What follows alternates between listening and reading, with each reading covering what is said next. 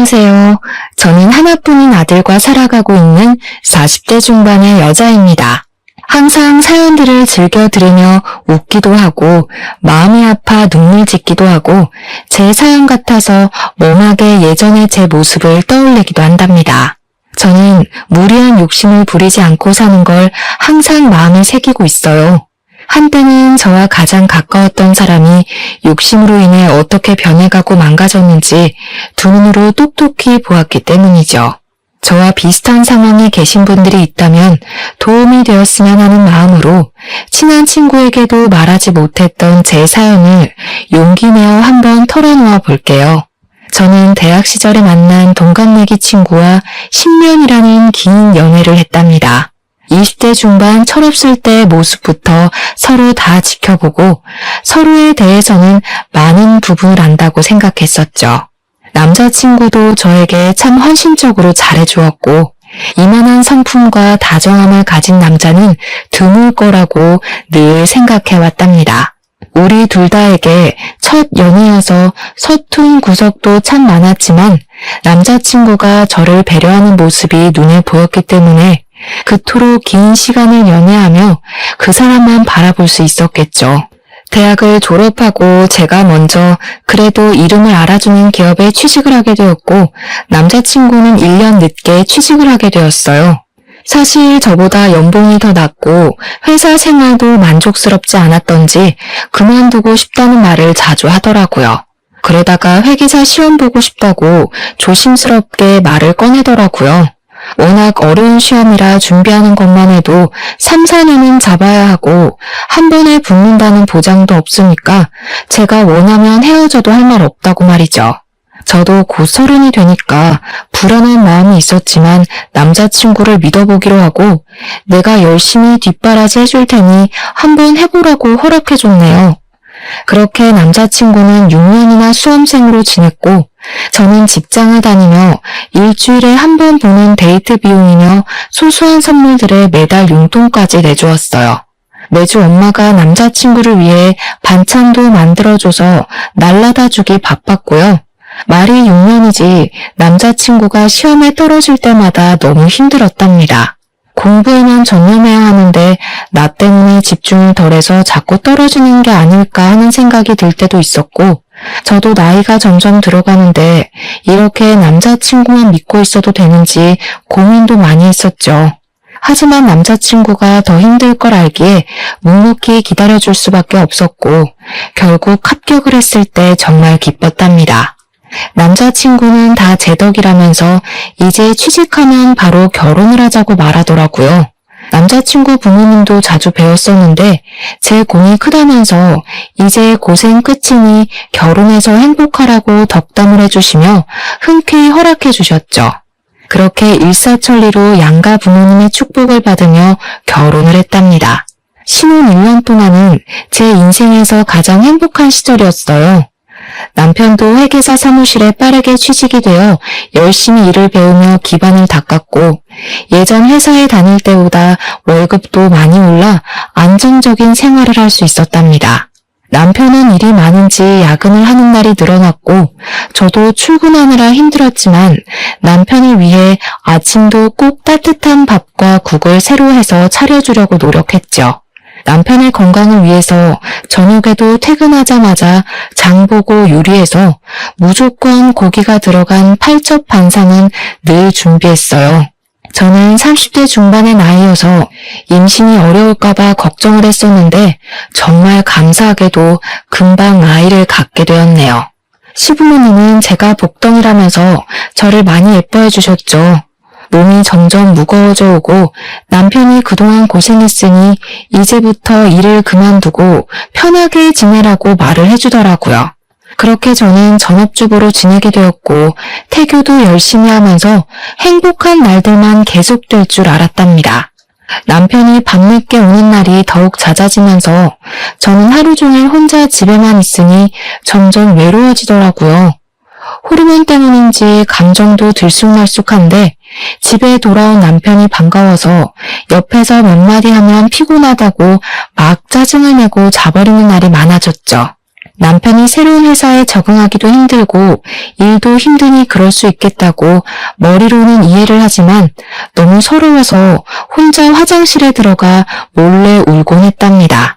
제가 이해하려고 해도 정도는 점점 심해져서 새벽에 들어오는 날도 생기기 시작했죠. 일을 새벽까지 하는 게 말이 돼? 진짜 사무실에 있다가 오는 거 맞아? 딴 데 있다 오는 거 아니야? 딴 데 어디? 네가 봤어? 너 말 이상하게 한다. 상사한테 깨지고 일하느라 피곤해 죽겠는데 마누라가 돼서 위로는 못할 망정 의심하냐? 솔직히 새벽 4시까지 일하다 왔다는 게 이상하잖아. 그리고 요즘 나한테 너무 소홀한 거 알아?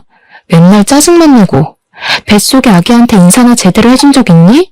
야, 애가 나온 것도 아닌데 네 배때기에 대고 중얼중얼 하라는 거야? 그건 또 어디 드라마에 나오디? 피곤해 죽겠는데 집에서 할 일 없이 노니까 별 쓸데없는 얘기를 하고 있어. 나 자기 나가. 저에게 이렇게 소리를 지르며 막말을 하는 게 정말 내가 연애 시절부터 만났던 그 남자가 맞나 싶더라고요. 싸울 때도 큰 소리를 낸 적이 한 번도 없었거든요. 너무 충격을 받아서 그 이후로 저도 남편에게 더 이상 말을 걸지 않았답니다. 그랬더니 저를 달래주기는커녕 투명인간 취급을 하면서 거의 밤늦게 오거나 새벽에 오는 일이 잦아졌죠. 어느 날 천천히 걸어서 집 앞에 마트를 다녀오는데 갑자기 밑이 빠질 것 같이 느껴지며 참기 힘든 통증이 밀려오더라고요. 걸을 수도 없어서 그대로 길바닥에 주저앉았답니다. 그날따라 주위에 지나가는 사람도 없어서 도움을 청하지도 못하고 혼자 식은땀을 흘리며 통증이 좀 가라앉기를 기다렸죠. 친정은 차로 1시간 걸리는 먼 거리에 있었고 시댁은 신혼집과 가까워서 시모가 자주 집에 오곤 했거든요. 저는 얼른 시모에게 전화를 걸었고 바로 달려온 시모와 산부인과로 갈 수 있었답니다. 병원에선 경부의 길이가 너무 짧아졌다며 수술을 바로 하는 게 좋겠다고 하더라고요. 그렇게 저는 수술을 하고 입원을 하게 되었죠. 아기를 위해선 계속 누워 있어야 한다고 하더라고요. 저는 병실에서 힘없이 축 늘어져 있었는데 갑자기 옆에 있던 시모가 짜증을 확 내더라고요. 넌 집에만 있는 애가 왜 경부 길이가 짧아지니? 줄넘기라도 했어? 하마터면 아기가 큰일 날 뻔했잖아. 그렇게 조심성이 없니? 제가 얼마나 조심히 지내는지 어머니가 자주 와보셔서 잘 아시잖아요. 왜 그렇게 서운하게 말씀을 하세요? 얘가 뭘 잘했다고 말대답이야? 우리 손주 잘못됐으면 어쩔 뻔했어. 우리 아들은 매일 힘들게 일하는데 넌 집에서 가만히 있으면서 애 하나 간수하는 게 그렇게 어렵니? 아기는 저 혼자 지키나요? 애 아빠가 얼마나 무심한지 아기 잘 있냐고 연락 한 번을 안 해요. 요즘 매일 새벽에 들어와서 얼굴도 못 보고 살아요. 보세요. 지금도 어머니가 저 병원에 있다고 전화했는데도 연락 한 통 없잖아요. 내 앞에서도 이렇게 남편 흉을 보는데 지 부모 앞에서는 어쩔까 몰라. 너 그렇게 안 봤는데 아주 앙칼지다. 남편이 일하느라 연락 못하는 건 당연한 거고 늦게 들어오면 힘들겠다고 걱정을 해줘야지. 너는 끝까지 네 생각뿐이야? 더 이상 대화를 해봤자 속만 더 상할 것 같아서 저는 눈을 감아버렸어요. 시모는 씩씩대더니 문을 쾅 닫고 가버리더라고요. 저는 서러움에 몰려와서 감은 눈에서 쉴 새 없이 눈물이 흘러내렸답니다. 남편은 제가 이틀 동안 입원해 있는데도 찾아오기는커녕 연락도 하지 않았어요. 저는 친정아버지의 부축을 받아 집으로 돌아왔고 엄마가 옆에서 보살펴 주시고 밥도 차려주셔서 기운을 좀 회복할 수 있었답니다. 친정 부모님은 남편의 태도에 화가 나셔서 한마디 하실 요량으로 밤늦게까지 기다리시다가 결국 집으로 돌아가셨어요. 남편은 또 새벽 늦게 술에 취해서 들어왔더라고요. 저는 침대에 누워있어야 했기 때문에 며칠째 씻지도 못하고 누워있었는데 남편은 방에도 들어오지도 않더라고요. 저는 결국 방으로 오라고 소리를 질러댔고 남편이 짜증이 가득한 얼굴로 들어오더라고요. 네가 인간이야? 내가 수술받고 입원해 있는데 괜찮냐는 연락 한 통 없을 수가 있어? 그리고는 또 새벽에 들어와. 이게 간땡이가 부었나? 어디 남편한테 막말을 해. 이래서 너처럼 수준 안 맞는 애랑 살 수가 없어. 너는 참 팔자 좋다. 남편이 회계사라 돈도 잘 벌어다 줘. 일도 안 하고 집에서 쳐놀고. 뭐? 쳐놀아? 내가 너 6년을 먹여 살렸는데 나는 1년도 집에서 못 노니? 거기다 네 애까지 임신했는데 너 툭하면 그 얘기하는데 내가 회계사 된 게 진짜 네 덕인 줄 알아? 내가 공부해서 내가 시험 붙은 거야. 네가 시험 대신 봐줬냐?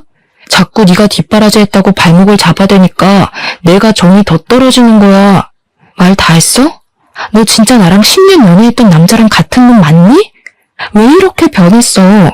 아니 이게 네 본 모습이야? 아 시끄러워. 너랑 말싸움하기도 지겨워. 너 집에서 논다고 머리도 안 감냐? 돼지처럼 살이나 찌고 떡지고 냄새나고 진짜 역겨워. 에이. 남편이 코를 막는 신호로 하면서 방문을 쾅 닫고 나가버리는데 진짜 기가 막히더라고요.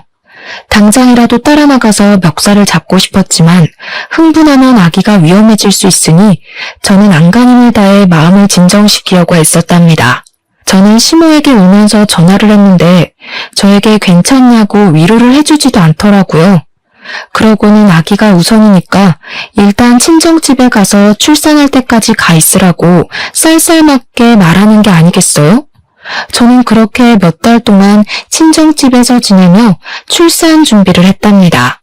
남편은 역시나 연락 한 통 없었고 친정아버지는 남편을 만나기만 하면 가만 안 둔다며 우라통을 터뜨리셨죠. 그렇게 저는 출산을 하게 되었답니다. 남편 없이 15시간 진통을 한 끝에 우리 아들을 만날 수 있었죠.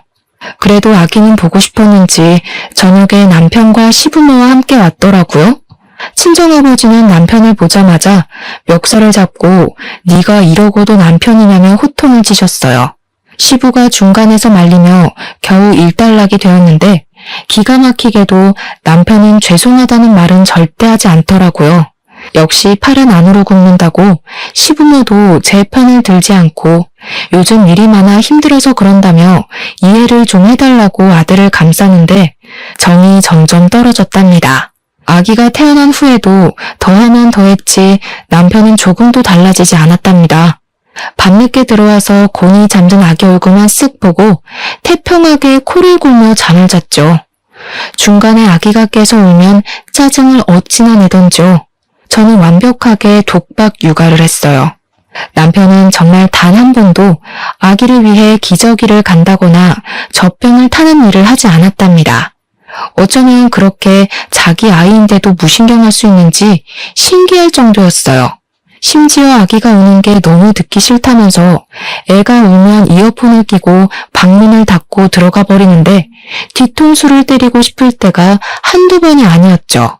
저는 하루 종일 아기와 둘이 지지고 볶느라 점점 좀비처럼 지쳐갔고 우울증까지 걸릴 정도로 상태가 심각해져만 갔답니다. 다른 남편들은 다른 일은 안 해도 쓰레기만큼은 버려준다는데 저에겐 당연히 먼 나라 이야기였죠. 아기를 두고 나갈 수가 없어서 쓰레기 봉투가 현관 앞에 가득 쌓여있을 때가 많았어요. 냄새가 나서 버릴 수밖에 없을 때 아기가 잠든 틈을 타서 얼른 갔다 오곤 했답니다. 그날도 쓰레기 봉투를 들고 나가는데 주차장에 남편의 차가 딱 서는 게 보이더라고요.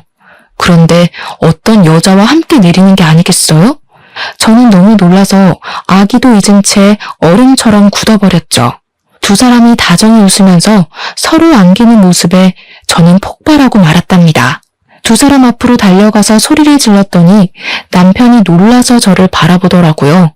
저를 돌아보는 여자가 제 모습을 위아래로 훑으면서 풋 하고 웃는데 기분이 정말 나쁘더라고요. 남편과 거의 비슷할 정도로 큰 키에 몸매가 눈에 띄게 날씬하더라고요. 긴 파마머리에 위아래로 붙는 정장 치마 블라우스를 차려입은 모습이었답니다. 제가 입을 떼기도 전에 그 여자는 옆동으로 쏙 들어가 버리는데 황당하더라고요. 둘이 껴안는 거 지금 다 봤거든? 저 여자 누구야? 너 바람 피우냐? 무식한 소리 좀 작작해. 너는 바람 피우는 여자랑 같이 집에 오냐? 우리 회사 중요한 고객이야. 내가 상담을 맡게 돼서 요즘 종종 만나서 회의하는 거고 알고 보니 같은 아파트여서 내가 데려다 준 거고 됐냐? 이 무식한 여팬네야. 너 진짜 말투 그따위로 할래? 너는 고객이랑 껴안니? 누굴 바보로 알아? 호구로 알아? 너 호구 아니었어? 하긴 너같이 해외 한 번 못 나가본 애들이 어떻게 이해하겠냐. 미국에서 워낙 오래 살아서 인사를 아메리카식으로 하는 거야. 그만큼 친근감 표시하는 거니까 무식하는 티를 내지 말고 그냥 입 다물고 있어. 남편은 저를 팍 치고 지나가 버렸고 저는 너무 화가 났지만 아기를 생각해서 이를 꽉 문 채로 집으로 들어갔답니다. 그 이후로 문득문득 두 사람의 모습이 자꾸 아른거리는 게 가슴이 콱 막히는 것 같았어요. 저를 비웃던 여자의 얼굴도 떠올라 화가 나기도 하고요. 저는 가끔 오시는 친정엄마 도움을 받으며 혼자 힘들게 아기를 키워나갔답니다. 그 사이 남편은 점점 새로운 옷이 늘어나기 시작했어요. 옷을 세탁하려고 보면 못 보던 명품 셔츠들이 계속 나오고 명품 가방도 여러 개로 늘어나 있고요. 심지어 손목엔 값이 꽤 나가는 명품 시계까지 차고 있더라고요. 어디서 났냐고 물어보면 이렇게 하고 다녀야 더 수준 높은 고객을 만날 수 있는 거라면서 다 사회생활 하는 거니까 신경 끄라고만 대꾸했죠. 남편이 얼마나 잘 꾸미고 다니는지 10년 전에 연애하기 전보다 어려 보이더라고요. 저는 머리도 못 감고 티셔츠는 며칠째 같은 걸 입고 살고 있는데 말이죠. 그렇게 뭘 끊임없이 사다 나르면서도 아기 손수건 한 장 안 사오는데 진짜 학을 댔답니다. 아기가 태어난 후로는 남편은 집에선 밥 안 먹은 지도 오래돼서 저는 혼자 먹을 국만 한 솥 끓여놓고 매일 국에 밥만 말아 먹으며 지냈는데요. 남편은 밖에서 매일 뭘 먹고 다니는지 얼굴에 윤기가 반지르르 해서 다니는데 어찌나 꼴 보기가 싫었는지 모른답니다. 어느 날은 차 키가 바뀌어 있길래 설마 하고 물어보니 차도 아주 비싼 외제차로 바꿨더라고요. 이 모든 일을 저에겐 한마디도 하지 않고 버리는데 매달 주는 생활비도 점점 적게 주기 시작하더라고요. 저는 말하기가 치사해서 웬만한 아기용품은 제가 모아둔 돈에서 사고는 했답니다. 어느 날 오랜만에 시모가 전화를 해서는 반찬을 좀 했다고 주러 온다고 하더라고요. 시모가 오겠다는 시간이 지나도 연락이 없어서 저는 시모를 기다릴 겸 아기와 산책도 할 겸 유모차를 끌고 단지 앞을 한 바퀴 돌고 있었어요. 거의 집 앞에 닿았을 때 시모가 옆동에서 나오는 걸 보게 되었죠. 어머니, 왜 거기서 나오세요? 오랜만에 오셔서 헷갈리셨어요. 거기는 옆동이에요. 아니 여기에 내 친구가 살아서 잠깐 수다 좀 떤다는 게. 근데 너는 왜 나와 있니? 어머니 기다리면서 아기랑 한 바퀴 돌았어요. 너무 집에만 있어서 바람 좀 쐬고 싶어서요. 근데 반찬 가지고 오신다면서 빈손이시네요? 시모는 깜짝 놀라면서 다시 옆동으로 들어가셨죠. 저는 현관 앞에 서서 바라보다가 엘리베이터가 12층에 서는 것을 보았답니다. 그러자 시모가 묵직한 쇼핑백을 들고 내려왔더라고요. 그렇게 집으로 함께 들어온 시모는 집안을 샅샅이 훑기 시작하더라고요. 저는 영문을 몰라 그냥 지켜보고만 있었답니다. 여기 먼지 좀 봐라. 너는 집에 하루 종일 있으면서 청소도 안 하니? 식탁에 이거 국 말라붙은 자국하며 집이 아주 돼지우리가 따로 없네. 아기 입으로 먼지 다 들어간다는 생각도 안 해? 저 혼자 아기 보느라 밥 먹을 시간도 없어요. 잠수정이 심해서 계속 안고 있어야 되고요. 청소할 시간이 어디 있겠어요. 어머니 아들은 집에 새벽에 들어와서 옷만 갈아입고 나가요. 애 얼굴도 안 보고요. 야, 누구네 안 키워봤어? 난 애 둘 키우면서도 농사도 짓고 살림 다 했다. 지금은 빨래도 세탁기가 해줘. 청소도 청소기 돌리면 끝인데 힘들긴 뭐가 힘들어? 애 하나 키우면서 요새는 이 남편은 돈 버느라 하루 종일 뛰어다니는데 돈 버는 건지 안 버는 건지 생활비도 점점 안 주는데 제가 어떻게 알겠어요? 도대체 밖에서 뭘 하고 다니는 건지 저도 궁금해 죽겠어요. 내 아들 힘들게 일하는데 생활비 적게 준다고 바가지 긁기만 해봐. 그리고 너 옷 꼬락서니까 그게 뭐니? 네 남편이 너 그런 모습 보면 정 떨어질 만하다. 남편이 회계사면 너도 그 수준에 좀 맞게 하고 다녀야 남편 기가 살 거 아니야. 시모를 오랜만에 만난다고 반가운 마음이 들었던 것도 잠시였네요. 시모는 예전보다 더 쌀쌀맞고 못되게 저를 대하더라고요. 저는 남편보다 더 변해버린 시모의 태도에 더욱 상처를 많이 받았답니다. 그 이후로 남편은 더 이상해지기 시작했어요. 어느 날은 치킨까지 사들고 와서 아기 키우는데 고생이 많다는 말까지 하면서 기분이 좋아 보이더니 또 어느 날은 평소와 다르게 일찍 들어와서 애 우는 소리 때문에 미치겠다는 둥 짜증난다면서 아기 욕조를 발로 차버리는 날도 있었죠. 어느 날은 눈도 벌겋게 충혈되고 다크서클이 심한 얼굴로 저에게 대뜸 돈을 요구하는 게 아니겠어요? 이번 달 생활비 준 거 있지? 그거 남은 거 있으면 다시 보내봐. 아니다. 모아놓은 돈 좀 없어? 참나. 누가 들으면 생활비를 500은 줬는지 알겠네. 꼴랑 100만 원 줘놓고는 그걸 다시 달라고? 이미 다 쓰고 돈 없어서 친정 엄마한테 빌려 쓰고 있어, 이 화상아. 집구석에 처박혀 있으면서 벌써 그 돈을 다 썼어? 나 없을 때 맨날 뭔 짓을 하냐? 그럼 장모님이 빌려준 돈이라도 줘봐. 지금 당장 급해서 그래. 너 도대체 월급을 얼마나 받아? 너는 지금껏 나한테 월급도 제대로 말해준 적이 없어. 그 돈 다 어디다 쓰고 나한테 돈을 달라고 할 수가 있어? 넌 입만 열면 그놈의 잔소리. 잔소리 때문에 내가 너랑 말을 하기가 싫은 거야. 남편이 돈 좀 달라고 하면 급한 일이 있구나 하고 넘겨주면 될 일이지. 재수없어 진짜. 너 진짜 어디 나사가 빠진 것 같아. 너 요즘 진짜 제정신 아니야. 너 정신 차리려면 그런 것 같다. 이제 네 꼴 보기도 싫으니까 어디 혼자 잘 살아봐. 저는 화가 머리끝까지 나서 아기와 함께 친정으로 가버렸답니다. 남편과 마주하는 게 너무 고통스럽고 넌덜머리 났기도 했지만 어디 한번 충격 좀 받아보라는 뜻도 있었는데 몇 주가 지나도 연락 한 통 없더라고요. 남편에게 들은 건지 못 들은 건지 시모 역시 아무 연락도 없는 게 이상했어요. 그러던 중에 은행 업무를 보려면 가져가야 할 게 있어서 남편이 없을 것 같은 오후 시간에 잠깐 집으로 가게 되었답니다. 집에 딱 들어가니 현관 앞에 남편의 신발과 여자 구두가 놓여 있더라고요. 순간 뒷골이 찌릿하게 당겨왔고 본능적으로 남편이 집에 있다는 걸 느낄 수 있었죠. 거실로 가자 빈 와인병과 잔 2개가 놓여 있고 안주로 먹은 듯한 음식 냄새와 술 냄새가 역겹게 나더라고요. 옷들도 거실 바닥에 어지럽게 흩어져 있었죠. 저는 조심스럽게 살짝 열려진 안방 방문을 열어보았답니다. 남편과 어떤 여자가 침대에서 자고 있더라고요. 저는 쇠망치로 머리를 세게 내려치는 것 같은 충격을 받아 억소리가 저절로 나왔답니다. 얼른 손으로 입을 꾹 눌렀어요. 이미 예전부터 심증이 있었던 상태였기에 증거를 잡아야 한다는 생각이 빠르게 스쳤답니다. 저는 곧바로 핸드폰으로 비디오를 찍었죠.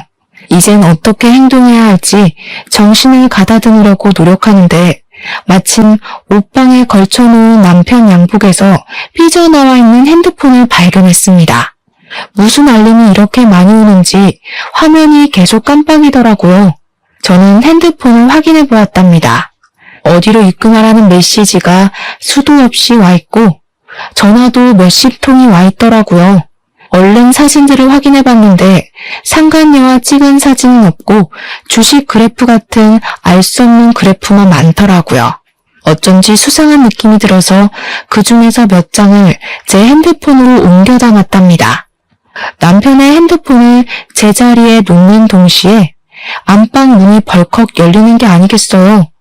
한 여자가 표독스러운 눈빛으로 저를 쳐다보더라고요. 제 예상대로 예전에 남편과 주차장에 함께 있던 여자가 맞았습니다. 여자의 의기양양한 표정을 보니 속이 뒤틀려왔죠. 웬 도둑고양이가 들어왔나 했는데 사모님이셨네? 왜? 다 봤으면서 조용히 나가시려고? 그때 눈치챈 줄 알았는데 무슨 꿍꿍이가 있어서 잠잠한가 했더니 이렇게 증거 모으려고 조용히 있었던 거야? 야, 너는 남의 남편이랑 불륜이나 저지르면서 부끄러움도 없니? 어디서 잘난 척이야 상간녀 주제에. 저는 화가 나서 바로 상간녀의 머리채를 휘어잡았어요. 상간녀가 흰자를 뒤집어 까면서 제 머리를 잡으려고 팔을 휘젓더라고요. 저는 안간힘을 다해서 머리카락을 마구 뽑아댔어요. 상간녀가 비명을 지르기 시작했죠. 너 아파트 옆동에 사는 거 내 남편이 해준 거 맞지? 이제 다 알겠네. 생활비도 안 주고 돈 달라고 할 때 알아봤어야 하는데 다 니년한테 퍼주느라 그랬어? 그때였어요. 갑자기 눈앞에 별이 번쩍했는데 정신을 차려보니 제가 식탁까지 날아가 있었죠. 눈앞에는 저를 패대기 쳐버린 남편이 벌개진 눈으로 씩씩대며 노려보고 있더라고요. 지발로 나갈 땐 언제고 왜 기어들어와서 난리를 쳐? 감히 누구 머리채를 잡아? 니까짓 게. 야, 당장 나가. 너랑은 끝이야. 이혼 서류 보낼 테니까 도장 찍어 보내. 남편은 제 멱살을 잡고 현관까지 질질 끌고 갔답니다. 저는 버텨보려고 악을 쓰며 남편을 핥히고 방방 뛰었지만 황망하게도 아파트 복도까지 끌려나갔고 문이 쾅 닫히더라고요. 문이 닫히는 순간에 저를 비웃던 그 상간녀의 얼굴을 지금까지도 잊을 수가 없네요. 배신감과 수치심이 몸이 사시나무 떨듯이 떨려오더라고요. 저는 이를 악물고 시댁으로 향했죠. 저를 본 시모가 깜짝 놀라더라고요. 어머니, 지금 그 작자가 뭘 하고 있는 줄 아세요? 제가 지금 그 인간이 다른 여자랑 침대에서 자고 있는 걸 봤어요. 싹싹 빌어도 모자랄 판에 저한테 이혼하자네요. 저도 저런 개차반이랑 더 이상은 살 미련이 없지만 너무 억울해서 어머니한테 왔어요. 결국 이 사달이 났구나. 일단 좀 진정을 해라. 너한테는 미안하지만 네 남편이 그 여자 아니면 죽겠다는데 어쩌겠니? 사실 여자 사귀어본 게 네가 처음이었으니 더 잘난 여자들도 많다는 걸 이제 안 걸 어쩌겠어? 네? 뭐라고요? 그럼 어머님도 알고 계셨다는 거예요? 제가 안 그래도 확인하려고 왔어요. 저번에 옆동 가셨던 거, 그 상간녀 집에 간 거 맞죠? 도대체 언제부터 아신 거예요? 손주 보기 부끄럽지도 않으세요? 자식이기는 부모 있니? 그 여자랑 안 살면 죽어버린다는데 어떻게 그럼? 너도 봐서 알 거 아니야. 솔직히 너랑 비교가 되니? 키 크고 예쁘고 거기다가 미국 명문대까지 나왔단다. 지금은 그 뭐냐? 암튼 큰 투자회사 다니면서 돈도 잘 번대. 솔직히 지금 우리 아들이 회계사인데 너보다는 그 애가 더 수준이 맞지. 어머니도 제정신이 아니시네요. 아들이 와이프랑 자식도 내팽개치고 불륜을 저지르는데 그걸 맞장구 쳐주는 게 맞는 일이에요? 하긴 어머니가 양심이 전혀 없으니까 아들도 똑같이 닮아서 이런 인간 같지도 않은 일을 벌였겠죠. 그때 시모가 제 뺨을 철썩 때리는 게 아니겠어요. 저는 얼얼한 뺨을 감싸쥐고 시모를 노려보았답니다. 사람이 충격을 여러 번 받으면 이렇게 정신이 나가는구나 싶은 생각이 들더라고요. 듣자 하니까 아주 막 나가. 네 본 모습을 보니까 빨리 헤어지게 하고 그 애한테 새 장가 보내야겠다. 네 수준에 회계사 남편 뒀으면 감사합니다 하고 수발이나 잘 될 것이지. 남편 바가지나 긁어대고 막말이나 해대고 뭔 의리를 지키겠다고 이런 급 안 맞는 애랑 결혼까지 시켰는지 내가 후회 막심이야 아주. 우리 아들 발목 잡지 말고 당장 갈라서. 제가 계속 노려보자 시모가 다시 한번 손을 올리더라고요. 저는 시모의 손목을 힘껏 잡아 비틀어 내렸어요. 시모가 아프다며 소리를 빽 지르더라고요. 저한테 이렇게 하신 거 꼭 후회하는 날이 올 거예요. 하나뿐인 손자 얼굴도 다시는 못 보실 테니 부디 그 여자한테서 손녀 손자 많이 얻길 바랄게요. 저는 시모의 손목을 팍 던져버리고 시댁을 나왔답니다. 울지 않으려고 이를 악물었지만 어느새 눈물이 줄줄 흐르고 있더라고요. 정처 없이 걸어가는 내내 남편을 처음 만난 순간부터 지금까지의 일들이 단편 영화처럼 차르륵 머릿속을 지나갔답니다. 이런 결말을 맞이하려고 그렇게 아낌없이 사랑했나 싶은 마음에 나 자신이 정말 바보 같을 뿐이었죠. 그렇게 며칠이 흐를 동안 어떻게 해야 할지 무수히 고민을 했답니다. 일단은 상간녀를 만나 얘기를 하던 싸움을 하던 해서 그 내용을 녹음을 해두자는 생각이 들었죠. 저는 전에 시모가 12층으로 갔던 기억을 살려 무조건 12층으로 올라가 봤어요. 두 집 중에서 어느 쪽일까 잠시 고민하는데 한 집에서 남녀의 대화 소리가 시끄럽게 들리더라고요. 저는 그 집 현관문에 귀를 대고 들어보았는데 상간녀의 목소리가 똑똑히 들려왔답니다. 이제 거의 다 턴 것 같지? 더는 돈 나올 구멍이 없는 것 같은데 보증 몇 개만 더 할까? 정확하게 무슨 내용인지는 알 수 없었지만 여자의 육감은 무섭다고 촉이 대충 오더라고요. 저는 조용히 친정집으로 돌아와서 그 여자 신상에 대해서 알아보기 시작했답니다. 남편이 자기 회사 고객이라고 했던 말이 떠올라서 남편이 일하는 회계 사무실로 전화를 걸어 슬쩍 물어봤죠. 남편 이름을 대고 와이프라고 하자 전화를 받은 직원 목소리가 바로 쌀쌀 맞아지더라고요.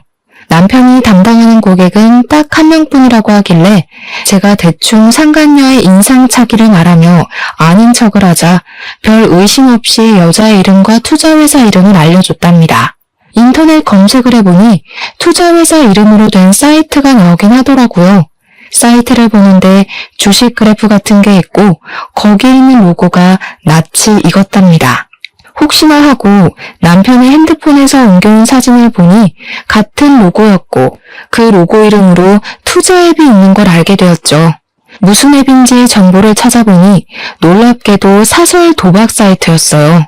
주식 투자를 가장했지만 사실은 도박이었고 남편은 여기에 빠져있는 걸로 보였죠. 불륜에 이어 도박까지 하다니 남편을 떠나 아이 아빠의 자격이 전혀 없는 사람이고 이런 아빠는 없는 편이 나은 것은 확실했죠.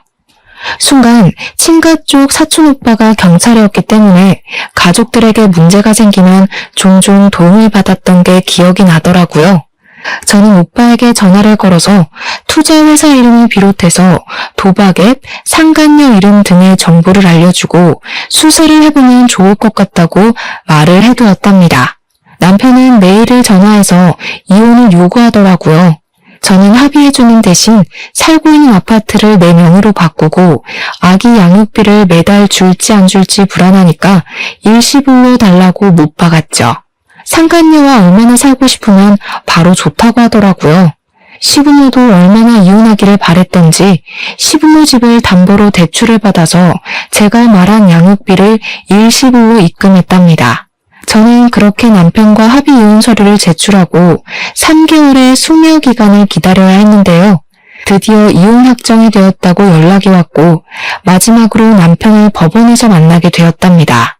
오랜만에 만난 남편은 얼굴은 여전히 피곤해 절고 눈은 벌겋더라고요. 드디어 이혼해서 기분 좋겠네? 아직도 상간녀랑은 잘 지내고? 이제 남남인데 신경 끄셔. 아무튼 좋았던 때도 있었는데 유감이고 우리 수준이 너무 달라져서 더는 같이 갈 수 없는 거니까 이해해라. 아기 잘 키우고. 개소리 그만 짓거리고 네 아기 아니니까 너나 신경 꺼. 잠깐 중요한 메시지가 왔네. 어머, 넌 아직 소식 못 들었어? 네 애인 경찰한테 잡혀갔다는데? 전 남편은 영문을 모르는 눈으로 저를 바라보더라고요. 그 꼴을 보니 웃음이 저절로 나서 그 앞에서 깔깔 웃어버렸네요. 전 남편은 저를 미친 사람 보듯 하다가 계속 상간녀에게 전화를 걸더라고요. 경찰서에 있다니까 전화를 받겠니? 너처럼 무식한 게 회계사라고 꼴값 할 때부터 알아봤지. 네 사무실에서 너 꼴통으로 유명하다며? 이런 걸 남편이라고 산 내가 불쌍하다. 그 여자 걱정하지 말고 그 여자한테 맡긴 네 돈이나 걱정해. 그 여자가 돈 불려준다고 돈 가져갔지? 그걸 네가 어떻게 알아? 내 돈 걱정하라니 그게 무슨 말이야? 네가 한다는 그 투자 앱이 도박 사이트랑 똑같다는 거 눈치도 못 챘냐? 그게 진짜 투자면 넌 왜 밤새 가면서 홀짝 도박을 하고 있는데?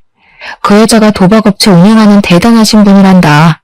너처럼 갓 전문직 돼서 정신 못 차리는 바보들한테 상담한다고 접근해서 투자 권유하는 척하면서 도박판으로 끌어들이는 거란다. 너 개털됐어. 어떡하니?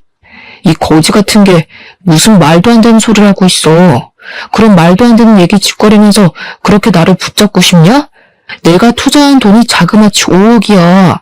어제만 해도 내가 10억으로 불어난 걸 확인했는데 재수없게 그딴 소리를 해? 전 남편은 얼굴이 백지장처럼 하얘져서 저한테 바락바락 악을 쓰더라고요. 저는 전 남편을 비웃으며 차근차근 말을 이어나갔죠. 그 10억이 은행에 들어있는 거 아니잖아. 네 애인 투자 회사에서 보여주는 잔고잖아. 그 정도 조작은 나도 하겠다. 아 맞다. 네가 내준 아파트 보증금도 이미 다 털어먹었단다. 남편은 손을 부들부들 떨면서 털썩 주저앉아 버리더라고요. 아, 그리고 회사에서 연락 안 왔어? 너 계약 해지됐을 텐데. 여러모로 잘 해결해봐. 저는 입을 벌리고 멍하게 앉아있는 남편을 미련 없이 등지고 돌아섰답니다. 상간녀가 남편이 이혼을 한다는 걸 알고 그 전에 아파트 보증금까지 정리해서 아파트를 나가려고 할 때 경찰이 급습해서 체포를 하게 된 것이었는데요. 제가 상간녀의 거주지를 이미 경찰에게 알려줬기 때문에 쉽게 잡을 수 있었던 거였죠. 거기다 이미 3개월 전부터 제가 준 정보를 바탕으로 수사를 시작했기에 그 도박 사이트에서 피해를 입은 수많은 피해자들을 찾을 수 있었고 증거도 넘쳐났다고 하더라고요.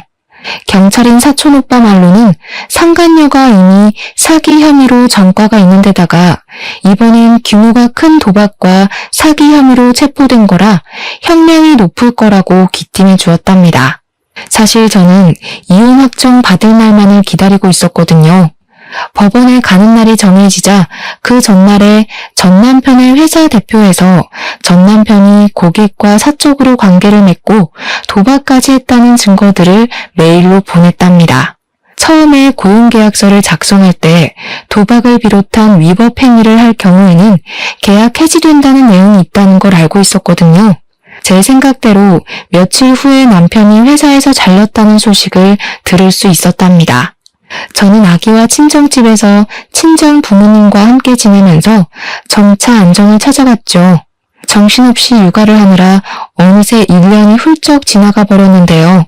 어느 날 저녁에 일을 보고 친정집 아파트로 돌아오는데 현관 앞에서 쪼그리고 있는 사람 모습이 보이더라고요. 술에 취한 사람인 것 같아 슬쩍 피해서 집에 들어가려는데 얼굴을 보니 전 남편인 거예요. 1년 사이에 완전히 다른 사람이 되어 있었는데 옷도 안 빨아입었는지 더럽고 행색이 초라하더라고요. 술을 먹었는지 야윈 얼굴이 보기 싫게 벌개져 있었답니다. 그동안 잘 지냈지? 내가 우리 아기 볼 면목이 없어서 맨날 이 앞에서만 기웃거리다가 오늘 용기 내서 찾아왔다. 우리 아들 얼굴 한 번만 보면 안 될까? 누가 네 아들이야? 이혼할 때는 친권도 옳다구나 하고 냅다 버린 게 누군데? 여기가 어디라고 술을 처먹고 와? 너 내가 아직도 웃었니? 전 남편은 갑자기 무릎을 꿇더니 제 다리를 잡고 늘어지는 게 아니겠어요? 저는 다리를 팍 쳐냈지만 끈질기게 바지를 잡고 늘어졌답니다. 이거 안 나? 당장 꺼져. 또 한 번 찾아오면 경찰 신고로 안 끝날 줄 알아. 이거 놓으라고. 내가 그놈한테 홀려서 미쳤었나 봐. 나 돈도 다 잃고 업계 소문 다 나서 취직도 안 돼. 우리 부모님도 나 때문에 사고 당하셔서 병원비 되느라 아파트도 날렸어. 나 살려줄 사람은 너밖에 없어. 나 한 번만 용서해주라. 우리 다시 합쳐서 아기랑 행복하게 살자. 우리 아들 아빠 없는 애로 키울 셈이야. 들어보니 전 남편은 상간녀가 사기를 쳤고 결국 감옥에 갔다는 걸 믿을 수가 없어서 사방팔방으로 알아봤다고 해요. 10억이 들었다는 장고 역시 거짓이었고 심지어 상간녀가 체포되기 며칠 전에는 상간녀의 소개로 대부업체에서까지 억대의 돈을 빌려 그대로 그 여자 손에 넘겨주었답니다. 거의 7억이나 되는 돈을 날린 셈이더라고요. 상간녀가 진짜 자기와 특별한 관계라고 끝까지 믿었었는지 감옥에 거의 매일을 가서 만나보려고 했지만 상간녀가 면회를 거절한 건 당연했죠. 전 남편 말고도 피해자가 줄줄이 나왔지만 이미 상간녀는 돈을 다 빼돌리고 감옥에 간 거라 돈을 돌려받긴 힘들었답니다. 거기다 전 남편은 직장까지 잘려서 돈 나올 구멍이 없자 매일 술을 먹었는데 어느 날은 술 먹고 길바닥에서 자다가 조폭한테 잘못 걸려서 심하게 폭행을 당하게 되었다고 해요. 경찰에 연락을 받고 시부모가 급하게 경찰서에 오다가 교통사고가 났고 시모가 크게 다쳐서 지금까지도 의식이 없다더군요. 우리 다시 합치자. 네가 나 도와주면 나 금방 일어설 수 있어. 우리 부모님도 너랑 손주가 너무 보고 싶으시대. 우리 아들이랑 같이 병원에 한번 가주면 안 될까? 전 남편이 짓거리는 소리를 듣고 있으니 화가 점점 머리 끝까지 올라왔습니다. 저는 제 다리를 끌어안고 있는 전 남편을 세게 밀쳐버리고 집 안으로 들어갔어요. 부모님이 시끄러운 소리를 들으셨는지 현관 앞에 서 계시더라고요. 저는 엄마에게 얼른 아기랑 방으로 들어가라고 하고는 걸레 빠는 양동이에 변기물을 냅다 퍼다 담았답니다. 그걸 보신 아버지가 어느새 얼음을 양동이에 쏟아부으시더라고요. 제가 문을 벌컥 열자 고개를 푹 숙이고 있던 전 남편이 재빨리 고개를 들더라고요. 그 눈에 일말의 희망이 반짝하는 걸 보니 아주 꼴사나웠죠. 저는 냅다 양동이 물을 전 남편에게 들이부었답니다.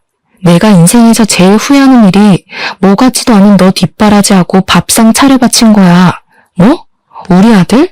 기저귀 갈아주는 건 바라지도 않았다. 네가 여자한테 미쳐서 아들 얼굴 제대로 본 적이나 있냐? 한 번 안아본 적도 없는 게 어디서 우리 아들이래? 내 인생에 다시는 나타나지 마. 여보, 제발 예종을 생각해서 우리 아들 얼굴이라도 보여줘. 그럼 나 염치 없지만 5만 원만 좀 빌려주면 안 될까? 엄마 병원에 가야 되는데 차비가 없어서. 그때 친정아버지가 나오셔서 전 남편 멱살을 잡고 흔드시며 거지 새끼가 어디서 돈을 구걸하냐며 당장 꺼지라고 호통을 치셨답니다. 아버지가 전 남편을 아파트 출입구까지 질질 끌고 와서 패대기를 치셨고 저는 창문을 통해서 전 남편이 땅바닥에 구르는 모습을 지켜봤죠. 어이없는 건 그 후로도 몇 번을 더 찾아왔다는 건데요. 저는 일절 상대하지 않고 친정아버지가 해결해 주시고 한 번은 경찰 사촌오빠까지 와서 전 남편에게 호통을 치셨어요. 그 후로는 무서웠는지 더는 찾아오지 않았답니다. 마지막까지 정말 비겁하고 치실한 인간이라는 걸 확인시켜 주더라고요. 그렇게 저의 청춘을 다 바쳤던 전 남편과의 인연은 안 좋게 끝났지만 그렇다고 제가 살아온 인생을 다 부정하고 후회하지는 않는답니다. 그 과정에서 제 보물인 저의 아들을 얻을 수 있었으니까요. 저는 아이가 어린이집에 다닐 수 있게 되어 본격적으로 취직 준비를 하기 시작했어요. 언제까지나 친정 부모님에게 기댈 수는 없으니까 말이죠. 아이와 둘이 독립하여 살기 위해 안정적인 일을 구할 수 있는 자격증도 땄답니다. 덕분에 저는 집에서 가까운 회사에 취직을 할 수 있었고 지금은 전셋집을 얻어 아이와 씩씩하게 살아가고 있죠. 인생을 살면서 언제나 좋은 일만 있을 수도 없고 나쁜 일만 계속되지도 않는 것 같아요. 그저 매일 주어진 하루에 감사하며 충실하게 살아가려고 한답니다. 일을 힘들게 하고 돌아와서도 아이와 장난치고 꼭 안고 잠들면 모든 근심이 사라지는 것 같아요. 사연을 들으시는 분들 중에서 지금 벅차고 힘든 상황에 계시더라도 곧 지나갈 테니 조금만 더 힘내시라는 말을 전하고 싶네요. 들어주셔서 감사합니다.